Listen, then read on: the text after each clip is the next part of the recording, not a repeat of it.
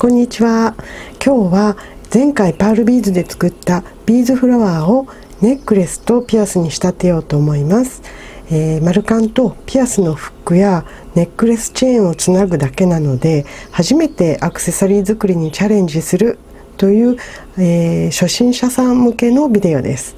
フラワービーズの作り方は概要欄に URL を貼り付けておきますので、前回の映像をご覧ください。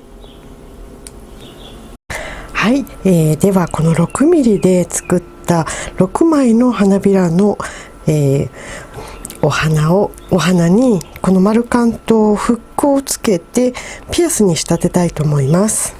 はい、ではまず丸カンですね。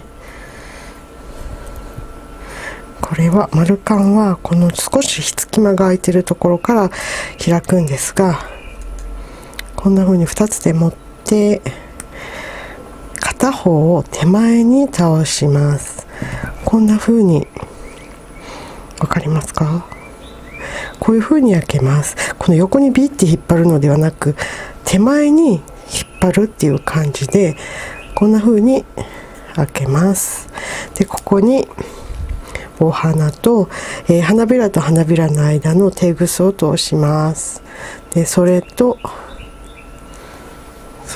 このイヤリングのフックを引っ掛けて、先ほどと同じように先ほどのように元に戻してあげます。こんな感じですね。はい。で最後ここをちょっと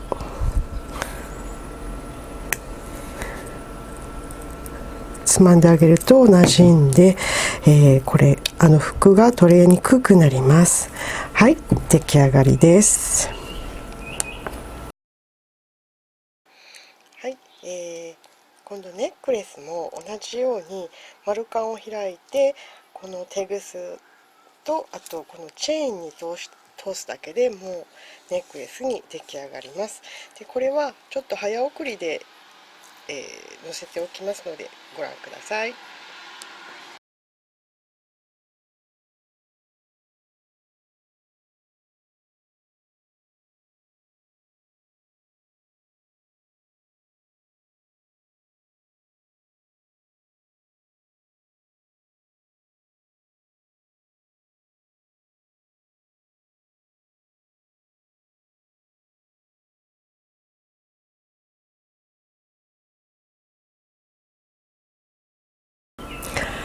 はい、今回は 8mm のビーズで作ったお花のネックレスと 6mm のビーズで作ったお花のピアスをご紹介させていただきました。花びらは6枚のビーズフラワーを使いました。ここに並んでいるのはビーズの大きさや色を変えて、花びらも6枚と5枚の2種類で作ったものです。基本的に花びらは5枚でも6枚でも作り方は変わりません。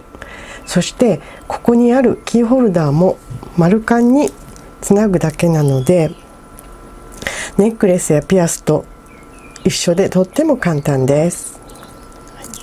皆さんもぜひいろいろなフラワービーズを、ビーズフラワーをお楽しみください。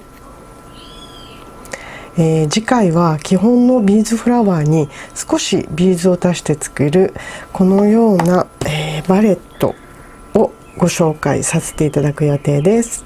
ぜひまた遊びにいらしてくださいね。最後までご視聴ありがとうございました。バイバーイ。